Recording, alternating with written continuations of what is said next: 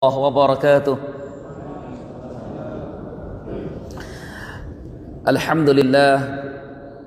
Alhamdulillahi wa kafa, wassalatu wassalamu ala rasulillahil mustafa wa ala alihi wa ashabihi ahlas sidqi wal wafa. Ya ayyuhalladzina amanu taqullaha haqqa tuqatih wa la tamutunna illa wa antum muslimun.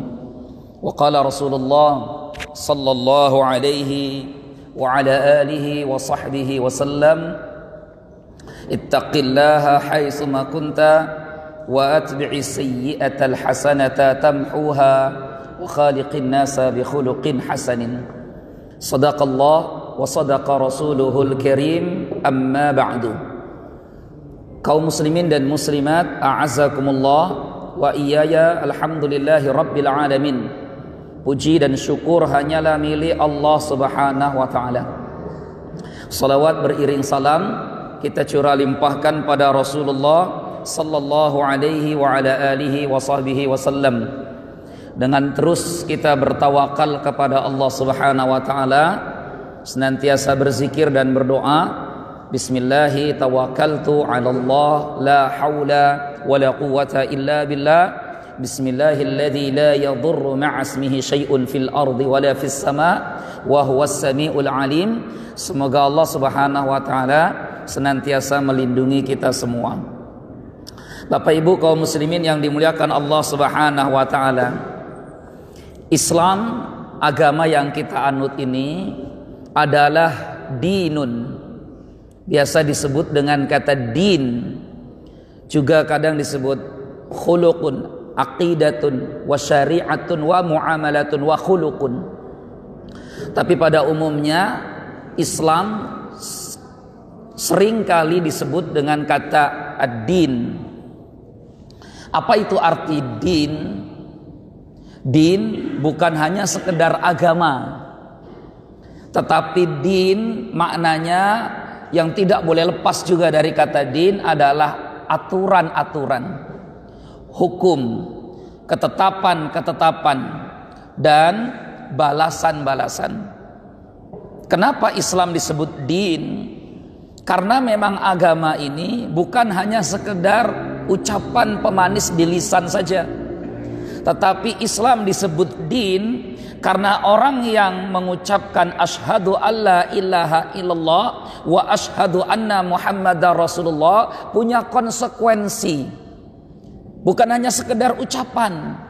Kalau Islam ini hanya sekedar ucapan syahadat saja, tidak punya konsekuensi, maka pastilah Abu Jahal sudah dari awal dia menerima ajaran seruan dari Rasulullah Muhammad sallallahu alaihi wasallam. Begitu pula dengan Abu Lahab dan abu-abu yang lain.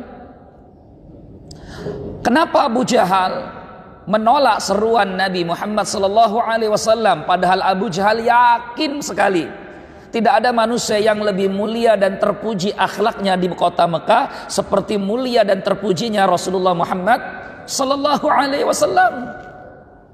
Karena Abu Jahal faham betul bahwa orang yang sudah mengucapkan asyhadu alla ilaha illallah wa asyhadu anna muhammadar rasulullah, dituntut darinya berbagai macam kewajiban dan larangan-larangan agar tidak boleh dilanggar. Termasuk adalah bagaimana mereka harus meninggalkan semua alihah, sesembahan-sesembahan yang mereka sebelumnya sangat bergantung kepada Tuhan-Tuhan produk mereka sendiri ini, atau biasanya disebut dengan berhala-berhala. Maka saya katakan bahwa Islam itu din. Din artinya aturan-aturan. Orang yang sudah mengucapkan asyhadu alla ilaha illallah wa asyhadu anna muhammadar rasulullah, maka sejak saat itu dirinya harus sudah siap untuk diatur oleh Islam itu sendiri. Tidak bisa seenaknya sendiri, Pak. Itu kenapa di dalam Islam dituntut adanya pembenaran apa yang diyakini di dalam hati dan diikrarkan dalam lisannya. Kan iman begitu kan? Iman itu tidak cuma apa yang diyakini dalam hati, Iman itu juga tidak hanya apa yang diucapkan di lisan. Kalau iman hanya apa yang diyakini dalam hati seseorang atau apa yang diucapkan di lisan seseorang, maka apa bedanya dengan munafik? Munafik juga begitu. Dia ucapkan dengan lisannya, perbuatannya menyelisih apa yang diucapkan, atau hatinya menyelisihi apa yang diucapkannya.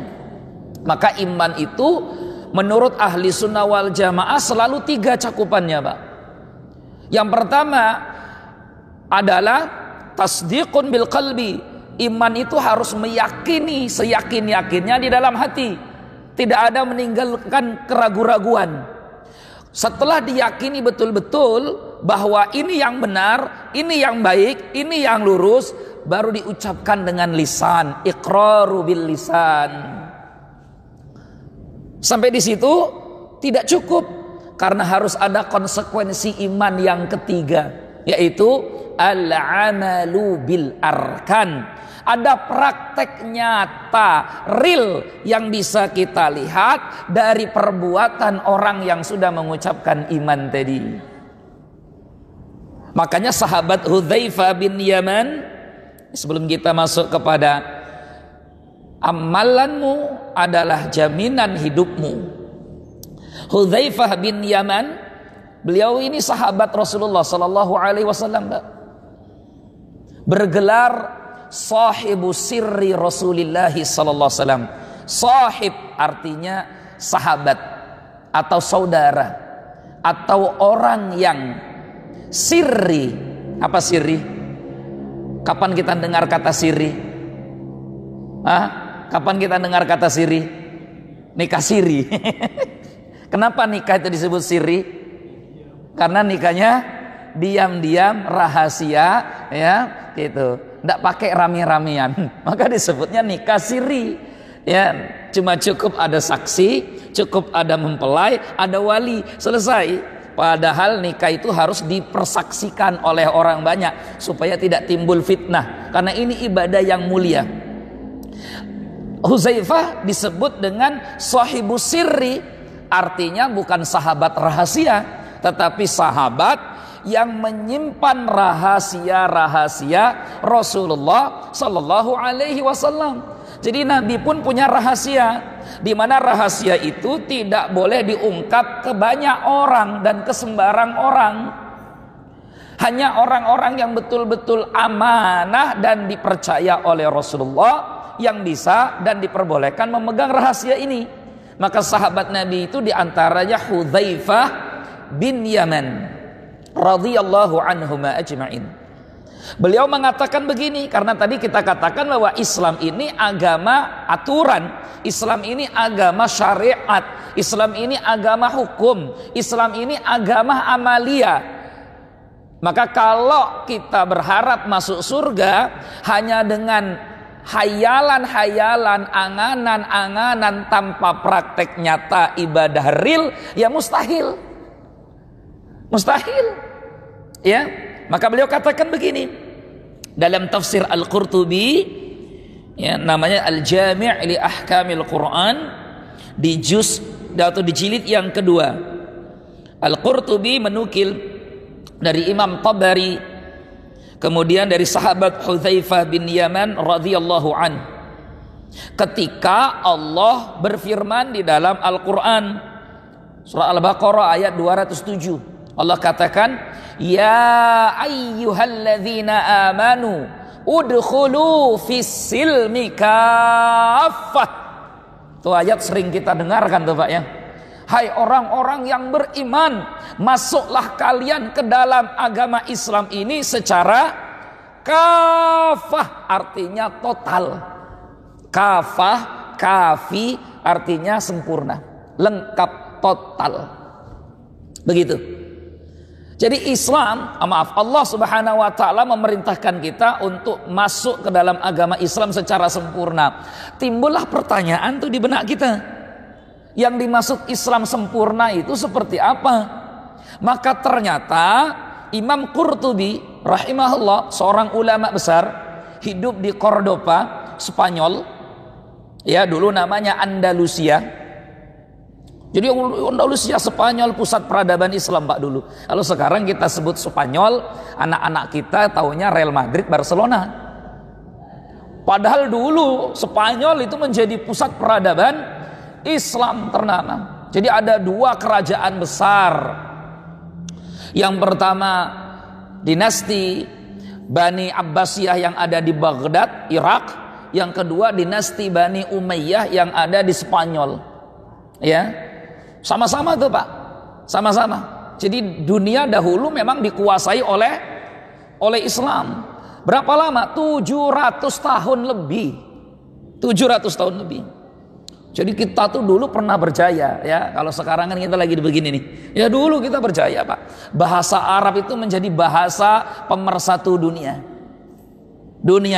Jadi Persia, Romawi bahasanya tidak terpakai. Karena supaya bisa belajar di pusat-pusat pendidikan dan peradaban dunia waktu itu harus menguasai bahasa Arab. Hari ini tidak bisa, bahasa Arab tidak laku di pasaran. Karena orang kalau ingin hidup di dunia, katanya kalau ingin maju, kalau ingin modern harus bisa bahasa Inggris. Tambah lagi sekarang bahasa Cina, ya, dan lain sebagainya. Nah, Imam Al-Qurtubi menukil dari Hudzaifah bin Yaman, dia katakan begini, Al-Islamu samaniyatu ashum.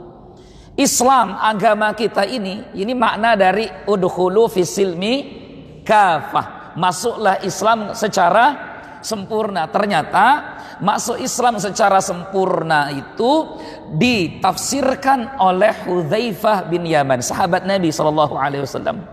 Beliau katakan begini, makna sempurna itu adalah kalau seorang muslim melaksanakan semua amalan-amalan pokok dalam Islam. Dan ini amalan yang paling utama. Ini amalan yang paling utama. Beliau katakan Islam ini kalau diibaratkan seperti bangunan yang kokoh, maka sebenarnya Islam ini dibangun di atas 8 pondasi yang kuat. Maka seorang muslim, masing-masing kita seharusnya mengambil setiap saham-saham atau pondasi-pondasi itu dalam amalan kita. Yang pertama, kata beliau, as-salatu sahmun. Saham pertama dalam Islam, artinya amalan utama dalam Islam yang pertama adalah salat. Jadi orang Islam mengaku Islam, maka harus nampak terlihat dari dirinya yang pertama kali ibadah apanya? Ibadah sholatnya. Lah kalau orang Islam mengaku Islam, sholatnya tidak terlihat, bagaimana dia bisa dikatakan seorang muslim? Makanya Abdullah bin Syakik radhiyallahu anhu, sahabat Nabi SAW katakan, kunna la nara a'malan tarakaha kufran illa salah. Kami para sahabat tidak memandang, tidak melihat ada satu amalan yang kalau ditinggalkan bisa jatuh seseorang kepada kekafiran kecuali hanya sholat. Itu para sahabat. Maka lucu, aneh, alias ajaib bin ajib kata orang hari ini. Kok ada orang Islam ngaku Islam nggak mau sholat? Munafik saja di zaman Rasul masih sholat. Orang munafik itu yang diancam neraka oleh Allah, di mana Allah katakan innal munafiqina fid darkil asfali minan nar. Orang-orang munafik itu tempatnya di neraka yang paling dasar. Mereka saja masih sholat. Sholatnya ke mana sholatnya? Sholat mereka itu yukhadi'unallaha wa huwa khadi'uhum. Mereka coba menipu Allah, padahal Allah tidak pernah bisa ditipu. Di sholatnya sholat kepura-puraan, sholat formalitas. Wa idza qamu ila sholati qamu kusala. Kalau mereka sholat, sholatnya malas-malasan. Yura'unan nasa. Kalaupun mereka ibadah, ibadahnya ingin hanya sekedar dilihat dan dipuji oleh manusia. Wala yadhkuruna illa qalila. Wala yadhkurunallaha illa qalila. Ciri munafik itu kalaupun ibadah zikirnya sebentar. Jadi zikir paling malas orang munafik itu. Jadi naudzubillah tuh Pak, kita ngaca tuh ke diri kita sekarang ya. Ya Allah, apa saya ini jangan-jangan ada sifat kemunafikan ya? Emang kenapa? Saya itu kalau sholat Ustadz males banget. Hati-hati, jangan-jangan ada sifat kemunafikan dalam diri kita. Udah begitu kalau sudah sholat Ustadz, Pak zikir itu paling ogah, pinginnya bubar saja. Tapi kalau main HP sejam 2 jam tahan. Ya Allah, tuh lihat, hati-hati. Jangan-jangan di dalam hati kita ada benih-benih kemunafikan itu sendiri. Kalau sudah begitu apa yang harus dilakukan? Lawan. Supaya benih-benih itu tidak tumbuh nanti menjadi besar. Kalau menjadi besar, dari malas itulah akhirnya dia tinggalkan amaliyah. Dari malas itulah nanti akhirnya dia tinggalkan ibadah. Dari mulai menunda-nunda sholat itu nanti akhirnya tidak sholat. Nah saudaraku yang dimuliakan Allah, itu yang pertama sholat. Yang kedua kata beliau, az-zakatu sahmun. Ibadah zakat juga pondasi dalam Islam, saham besar dalam Islam. Maka zakat kerap kali di dalam Al-Quran disebutkan beriringan dengan ibadah salat. Aqimus salata wa atuz zakata. Ada orang yang bayar zakat tapi dia tidak salat, tidak diterima zakatnya oleh Allah. Karena ibadah zakat disebut setelah menjalankan ibadah salat. Ada umat muslim ini semangat betul dia bayar zakat Bapak Ibu, semangat betul dia zakat. Tapi untuk urusan sholat sulit untuk dia kerjakan. Maka ini orang yang beribadah atau orang yang beramal tertipu dengan amalannya.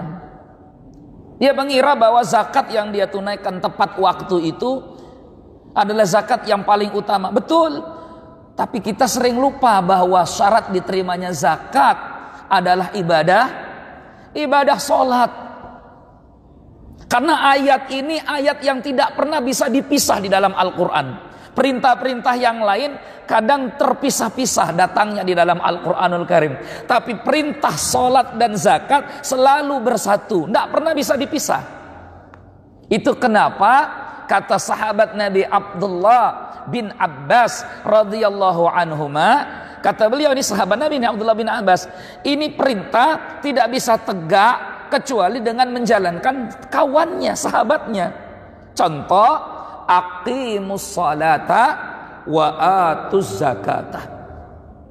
Dirikanlah salat, tunaikanlah zakat. Di mana-mana kita akan temukan ayat ini Pak di dalam Al-Qur'anul Karim. Ya. Makanya kita miris melihat saudara-saudara kita kaum muslimin. Semoga mereka orang-orang yang sedang dimudahkan oleh Allah menunaikan ibadah zakat, juga dimudahkan oleh Allah hatinya terpanggil untuk juga melaksanakan ibadah salat. Kalau enggak percuma, sia-sia, rugi. Nah saudaraku yang dimuliakan Allah, yang ketiga kata beliau, was-shaumu sahmun. Puasa Ramadan juga saham besar dalam Islam. Ini syiar-syiar agung nih. Yang keempat, wal hajju sahmun. Ibadah haji juga saham besar dalam Islam. Artinya kita mesti ambil bagian. Mampu atau enggak, urusan ditakdirkan atau enggak itu nanti. Yang penting sudah ada niatan untuk menjalankannya. Ya. Yang berikutnya, al-umratu sahmun, kata Hudzaifah bin Yaman. Maka yang keempat, yang kelima, umrah adalah saham besar dalam Islam. Umrah, ibadah umrah.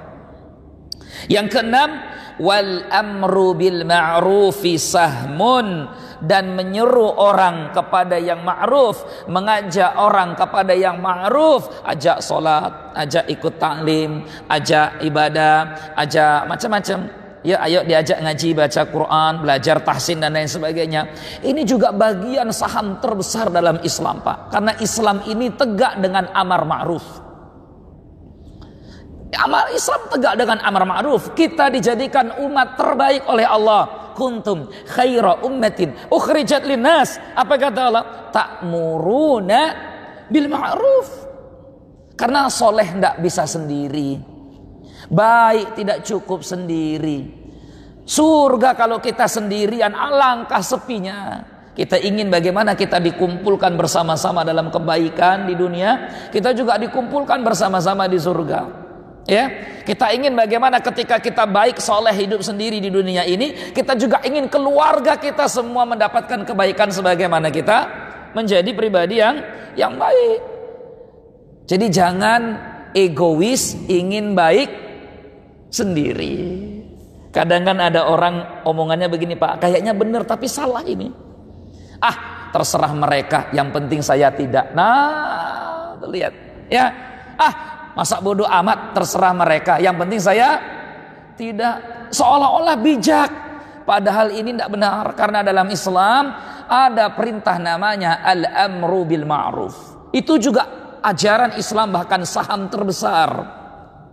Yang ketujuh, setingkat di atasnya amar ma'ruf, karena risikonya lebih berat dan lebih besar, yaitu an-nahyu 'anil munkari sahmun. Mencegah dari perbuatan yang mungkar adalah proyek besar dalam Islam. Ada ndak yang ambil bagian ini? Ada ndak saudara kita yang mengambil porsi amalan ini? Ada. Mereka-mereka yang ambil porsi amalan nahi 'anil munkar adalah orang-orang yang tahu konsekuensi, berani mengambil sikap. Itu orang-orang yang seperti ini. Karena tidak semua orang Islam, tidak semua kaum muslimin dimampukan oleh Allah untuk nahyu anil mungkar. Pahalanya Ustaz, luar biasa pahalanya. Kalau ada orang berbuat mungkar dan tobat karena kita, maka jauh lebih baik daripada onta merah. Ya, apa yang kita dapatkan dan sedekah yang kita berikan itu jauh lebih baik daripada onta merah. Onta merah itu maksudnya harta termahal yang dimiliki oleh manusia. Terus pertanyaan yang ke-8, apa puncaknya saham paling berat dalam Islam? Yang ke-8 adalah al-jihadu fi sabilillahi sahmun, kata Hudzaifah bin Yaman. Yang ke-8, jihad fi sabilillah adalah proyek besar umat muslim. Jadi kita punya andalan 8 amalan-amalan besar tadi itu, Pak. Beliau kemudian menutup ucapannya, waqad khaba man la sahma lahu fil Islam. Rugilah seorang yang mengaku muslim, rugilah dia serugi-ruginya. Orang yang mengaku muslim tetapi tidak punya satu pun amalan saham dalam Islam yang 8 tadi. Ya Allah. Dia ngaku Islam, sholat pun tidak pernah ditegakkan. Mengaku Islam, zakat tidak ditunaikan. Mengaku dia Islam, puasa Ramadan ogah dia jalankan, capek katanya, lapar, haus saya kerja. Kalau puasa bagaimana? Saya tidak bisa kerja. Kalau tidak kerja, istri tidak makan, anak tidak sekolah. Lebih baik kan saya tidak puasa tapi istri makan dan anak sekolah. Tuh coba logikanya tuh, Pak. Allahu Akbar.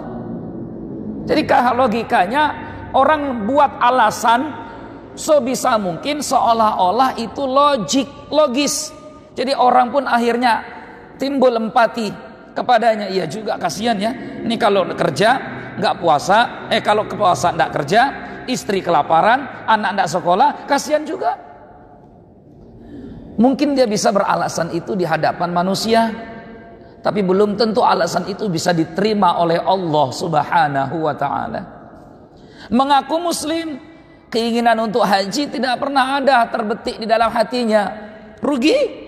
Mengaku muslim, keinginan untuk umrah tidak ada terbetik di dalam hatinya. Mengaku muslim, amar ma'ruf tidak dia tegakkan, biarpun untuk keluarganya sendiri. Ya Allah, kita mungkin tidak dimampukan, Pak, untuk ngajak orang luar itu belum ada dimampukan. Siapa kita? Tapi apa iya kita tidak mampu untuk mengajak anak istri kita jadi orang baik? Itu kita akan ditanya loh oleh Allah. Padahal itu saham terbesar kita. Wa'mur ahlaka bis salati. Toha 132. Wa'mur ahlaka bis salati. Perintahkanlah keluargamu untuk mengerjakan salat. Wastabir 'alaiha, dan bersabarlah kau dalam membimbing mereka. Ada amar ma'ruf dalam keluarga itu, Pak. Jadi nggak sendiri-sendiri. Bapak sholat, ibu sholat, anak tidak sholat dibiarkan. Udah capek Ustadz, saya kasih tahu. Berapa kali ibu kasih tahu anak tuh? Seminggu, 2 minggu, udah bisa. Terus menerus. Bahkan kalau perlu tidak cuma pakai lisan, ketuk pintu langit lewat doa. Karena lisan saja kadang tidak cukup. Doa itu yang diharapkan. Bangun sepertiga malam, berdoa minta sama Allah yang membolak-balikan hati. Kenapa ya Allah, anakku ini begini betul. Minta. Amar ma'ruf namanya. Nahi mungkar pun begitu. Mungkin kita tidak bisa nahi mungkar ke orang luar, tapi kita bisa nahi mungkar kepada keluarga kita sendiri. Nah saudaraku yang dimuliakan Allah, dari sini kita faham bahwa Islam itu dinun amal. Islam itu adalah agama amal. Maka orang yang berharap sampai ke surga tapi tidak beramal, itu seperti berharap ada kapal bahtera berjalan di daratan. Mustahil. Tidak ada. Pernah lihat kita kapal jalan di daratan? Tidak mungkin. Inna safinata la tajri 'alal yabas. Karena yang namanya kapal tempatnya bukan di darat. Dia orang berharap sampai ke surga tapi naik kapal yang ada di tanah, tidak akan sampai. Salah kendaraan kau naiki, tidak akan bisa sampai mengantarmu ke tempat tujuan. Begitu pula orang berharap sampai ke surga tapi amalan-amalan tadi tidak ada kerjakan. Ustadz, kalau saya tidak bisa 8-8-nya bagaimana? Toh sahabat Hudzaifah bin Yaman kan tidak mengatakan harus 8-8-nya. Kalau bisa 8-8-nya, Masya Allah, itulah Islam yang sempurna. Tapi kita tidak semua dimampukan oleh Allah menjalankan syariat Islam ini secara sempurna. Kata Hudzaifah bin Yaman radhiyallahu an, 8-8-nya inilah amalan para sahabat. Maka karena para sahabat Nabi melakukan semua 8-8 tadi, mereka mendapatkan predikat langsung dari Allah, radhiyallahu anhum wa radu'an. Jadi untuk sampai pada radhiyallahu anhum wa radu'an itu berapa? Tidak mudah. Buktinya 8-8 tadi itu belum tentu kita bisa amalkan. Kita mungkin bisa sholat, mudah jalankan, alhamdulillah, ini nikmat dari Allah, bukan karena kita hebat, bukan karena kita sehat, bukan. Karena banyak yang lebih sehat dari kita, tidak juga bisa sholat. Kan begitu? Bukan karena kita banyak waktu luang, bukan. Karena ada lagi yang lebih pengangguran dari kita juga nggak bisa sholat. Maka ada yang super sibuk tapi tidak pernah lewat sholat dari dirinya. Ada. Karena ini karunia dari Allah. Karunia dari Allah. Anda bisa mampu sholat, Anda bisa puasa, Anda bisa zakat. Tapi saya tidak bisa jalankan sisanya Ustaz. Amar ma'ruf saya tidak mampu, nahi mungkar saya tidak mampu. Semoga Allah mengampuni kekurangan-kekurangan kita. Tapi manusia yang rugi itu kalaulah ngaku muslim, 8-8-nya dia tidak punya andil di dalamnya. Na'udzubillah. Ya Allah, itu miris tuh Pak. Miris. Nah, saudaraku yang dimuliakan Allah. Jadi ini pokok, iya ini pokok. Baru yang lain itulah penyempurna, pelengkapnya. Ya, makanya sahabat Hudzaifah bin Yaman termasuk sahabat yang berpendapat rukun Islam itu 8. Ya, rukun Islam itu menurut beliau berapa? 8. Ya, itu pendapat beliau. Ya, begitu. Gitu. Jangan pula saya Pak nanti, woi, Kafi Hamdan, masa rukun Islam 8? Ya, Ustaz sesat ini jangan-jangan. Besok lagi nggak mau ngaji ini. Ya, itu artinya ya beliau yakini yang 5 itu rukun Islam. Tetapi melihat praktek nyata para sahabat, maka beliau katakan, sahabat itu tidak cuma jalankan yang 5. Para sahabat Nabi itu tidak cuma menjalankan yang 5, tapi para sahabat Nabi sudah naik tingkatnya. Mereka ini mendapatkan radhiyallahu anhum wa radu'an karena menjalani berapa? 8 amalan besar dan utama tadi dalam Islam. Oleh karenanya saudaraku yang dimuliakan Allah, Allah Subhanahu wa taala katakan karena Islam ini agama amal, maka Allah katakan di surat An-Nahl ayat 97. Allah katakan, a'udzubillahi minasyaitonir rajim. Man 'amila shalihan. Barang siapa beramal saleh, min dzakarin au unsa, baik laki-laki ataupun perempuan. Saya katakan ini ayat emansipasi. Jadi kalau perempuan selalu pertanyakan, mana tuh emansipasinya dalam Islam? Lah ini emansipasi. Siapa saja yang beramal soleh, baik laki-laki ataupun perempuan, kurang emansipasi apa dalam Islam? Wa huwa mu'min, laki-laki dan perempuan tadi mukmin, dia beriman kepada Allah. Emansipasi Pak. Abad keempat Masehi, Barat, Eropa, mereka memperbincangkan tentang siapa itu wanita. Anda bisa baca itu dan bisa cari sumbernya. Ya, abad keempat itu. Jadi 400 tahun setelah Isa Al-Masih diangkat, Rasulullah belum dilahirkan. Abad keempat Eropa memperbincangkan, Barat memperbincangkan apa itu wanita. Mereka ini makhluk apa sebenarnya? Kata mereka, wanita ini makhluk punya jasad, punya ruh enggak ya? Sebagian katakan wanita itu cuma punya jasad, ruh tidak ada. Maka dianggapnya wanita itu seperti barang yang bisa diwariskan ke satu dengan yang lainnya, bisa diperjualbelikan karena tidak ada ruh. Untuk apa? Sampai kemudian mereka katakan, oke, perempuan makhluk, dia punya jasad, dia punya ruh, tapi tidak berhak masuk ke surga. Itu coba lihat Pak. Bahkan ketika masa jahiliyah pun seperti itu, wanita direndahkan, dianggap dan dikategorikan sebagai barang berharga peninggalan si mayit. Maka wanita itu di zaman jahiliyah bisa diwariskan. Allah turunkan surat An-Nisa ayat 19, Allah katakan, ya ayyuhalladzina amanu la yahillu lakum an tarisun nisaa karaha. Hai orang-orang yang beriman, tidak halal bagi kalian saling mewarisi istri orang itu. Diwariskan. Jadi dulu di masa jahiliyah, kalau ada orang meninggal masih punya istri, istri itu diundi dulu nih, kira-kira anaknya masih mau atau tidak. Kalau anaknya tidak mau dijadikan istri, jadi istri bapaknya jadi istri anaknya, tidak mau, bisa dijual ini perempuan Pak. Na'udzubillah. Begitu rendahnya dahulu perilaku masyarakat jahiliyah. Islam datang, diangkatlah itu derajat wanita. Perempuan yang dulu dianggap sebagai tirka, yaitu benda yang bisa diwariskan jika suaminya mati. Bahkan dalam Islam, wanita dikategorikan sebagai orang yang berhak mendapatkan warisan. Bahkan kadang perempuan warisannya jauh lebih besar daripada bagian laki-laki. Terkadang Sa'ad bin Rabi' meninggal dunia. Datang istri beliau radhiyallahu anhu, meninggal dunia, wafat dari peperangan.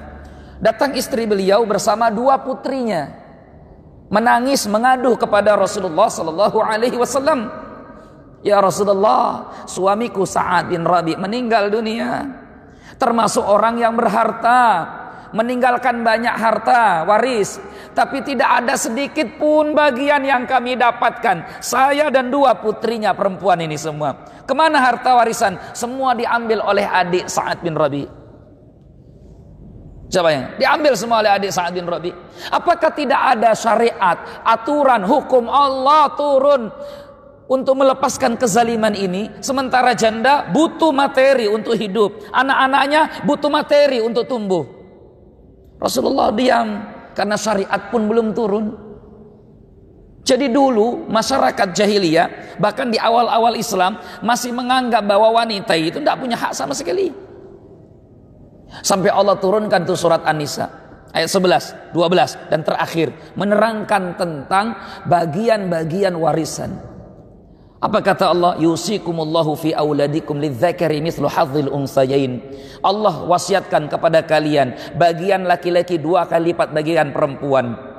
Fa in kunna nisaan fawqa snatain falahunna sulusa ma tarak. Kalau seorang yang meninggal punya 2 anak perempuan atau lebih, tak punya anak yang lain, punya 2 anak perempuan atau lebih, maka bagian 2 anak perempuan itu dari harta waris yang ditinggalkan oleh si mayit 2/3. 2/3. Bayangkan. Paman mana? Dulu di masa jahiliyah dan di awal-awal Islam, paman kalau anak si mayit perempuan semua seolah-olah tidak punya hak. Paman yang mengambil semua harta warisan abang atau ke adiknya itu. Tapi Islam datang mengatakan untuk perempuan lebih dari 2/3 harta bapaknya harus diberikan. Jadi laki-laki pun bagiannya sedikit. Ayat ini mengatakan siapa yang beramal saleh, laki-laki ataupun perempuan, wa huwa mu'min, syaratnya dia beriman. Karena memang amalan itu dikatakan salih. Kata Imam Ibnu Katsir, beliau katakan begini, tafsir Ibnu Katsir, hadza wa'dun minallahi liman amila salihah. Ayat ini merupakan janji dari Allah Subhanahu wa taala bagi siapa saja hambanya yang beramal salih.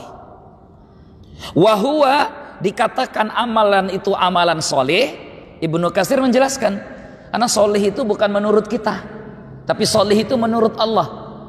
Dikatakan amalan itu amalan salih, huwa al-amalu al-mutabi'u li kitabillahi ta'ala wa sunnati nabiyhi sallallahu alaihi wasallam. Satu amalan dikatakan salih kalau terpenuhi dua syaratnya. Yang pertama, kata Ibnu Katsir, beliau ini ulama besar dari mazhab Syafi'i, Pak, Ibnu Katsir. Jadi beliau katakan al-amalu al-mutabi'u li kitabillah. Amalan yang dilakukan oleh hamba tersebut sesuai dengan yang termaktub di dalam firman Allah, di dalam Al-Quran. Artinya ada perintahnya dalam Al-Quran. Yang kedua, wa sunnati nabiyhi, dan sesuai dengan petunjuk Nabi Muhammad sallallahu alaihi wasallam. Pertanyaannya kemudian, kalau sesuai dengan kitabullah, apa syarat amalan itu dikatakan saleh? Kalau sesuai dengan kitabullah, maka setiap amalan saleh di dalam Al-Quran selalu ada syarat iman di dalamnya. Innal ladzina amanu wa 'amilus shalihat. Kan begitu kan? Wal 'asr innal insana lafi khusr illa alladzina amanu wa 'amilu shalih. Lagi-lagi. Jadi Al-Quran mensyaratkan, Bapak Ibu semua, bahwa perbuatan baik yang dilakukan oleh seorang hamba tidak akan diterima oleh Allah tanpa ada iman di dalam dirinya. Abu Thalib, paman Rasulullah, itu kurang baik apa? Betul enggak? Baik, betul. Tapi kebaikan yang dilakukan oleh Abu Thalib tidak pernah dianggap oleh Allah Subhanahu wa taala. Tidak pernah dianggap. Kenapa Abu Thalib sedemikian baiknya tapi tidak dianggap oleh Allah? Karena sampai akhir hayat Abu Thalib tidak beriman mengucapkan la ilaha illallah. Kalaulah sudah beriman, kalaulah sudah beramal soleh, apa janji Allah? Lihat An-Nahl 1 ayat An-Nahl 97, Allah berjanji, falanuhyiyannahu hayatan thayyibah. Allah menjamin hidup kita. Siapa saja yang beriman dan beramal soleh, maka kami betul-betul akan berikan kepadanya kehidupan yang baik. Jaminan dari Allah. Bahkan Allah mendatangkan kata dengan bentuk takkid. Jadi dikuatkan, benar-benar kami akan. Dan innallaha itu la yukhliful mi'ad. Innallaha la yukhliful mi'ad. Allah itu tidak pernah mengingkari janjinya, Pak. Kalau kita janji sering ingkar, tapi Allah kalau sudah berjanji, Allah tidak pernah ingkar. Apalagi janjinya dengan bentuk takkid, penekanan. Falanuhyiyannahu hayatan thayyibah. Di dunia kami akan berikan kepadanya kehidupan yang baik. Lanjut lagi, walanajziyannahum ajrahum bi ahsani ma kanu ya'malun. Di akhirat nanti kami akan berikan kepadanya betul-betul balasan yang jauh lebih baik dari apa yang telah mereka lakukan. Allahu akbar. Ibnu Katsir ketika menjelaskan ayat ini, Pak, di tafsir Ibnu Katsir jilid yang kedua, dia katakan begini, mengambil hadis Nabi SAW dalam riwayat Imam Muslim. Ibnu Katsir katakan begini, qala Rasulullah sallallahu alaihi wasallam, Rasulullah sallallahu alaihi wasallam bersabda, innallaha, Pak, sedikit sebentar kalau nggak putus kita nih ya. Innallaha, sesungguhnya Allah, La yadhlimul mu'mina hasanatan, tidak akan berbuat zalim dan tidak akan menzalimi seorang mukmin yang berbuat kebaikan. Yu'ta biha fid dunya, setiap kebaikan yang dilakukan seorang mukmin akan diberikan balasan di dunia. Wa yusabu 'alaiha fil akhirah, dan pasti akan diberikan pahala lebih baik di akhirat nanti. Timbul pertanyaan kan? Ini singkat nih, timbul pertanyaan. Dibalas di dunia itu apa Ustadz bentuknya? Jadi jangan selalu memaknai setiap ketaatan yang dilakukan oleh seseorang dibalas di dunia itu nanti bentuknya materi. Jangan, nanti sampai kapanpun kita nggak pernah bersyukur kalau begitu. Ya, kalau orang mukmin melakukan kebaikan, balasan di dunianya belum tentu materi. Bisa jadi materinya tidak nambah, tapi rizkinya dijadikan oleh Allah hanya diberikan dibukakan dan dimudahkan pada pintu-pintu yang halal. Itu cukup untuk dia. Bisa jadi rezekinya tidak nambah, tapi Allah berikan kepadanya keberkahan dalam hidup.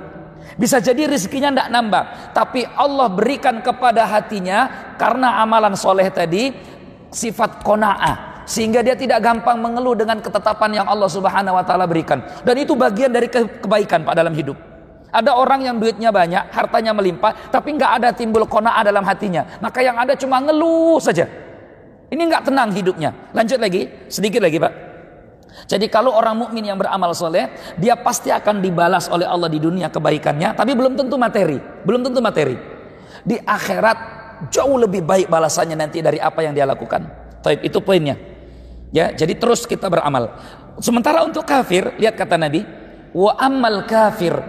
Adapun orang kafir, fayut'amu bihasanatihi fid dunya. Maka setiap mereka berbuat baik, orang kafir mungkin nggak berbuat baik Pak. Mungkin banyak kok orang kafir buat baik, banyak orang kafir jiwa sosialnya banyak.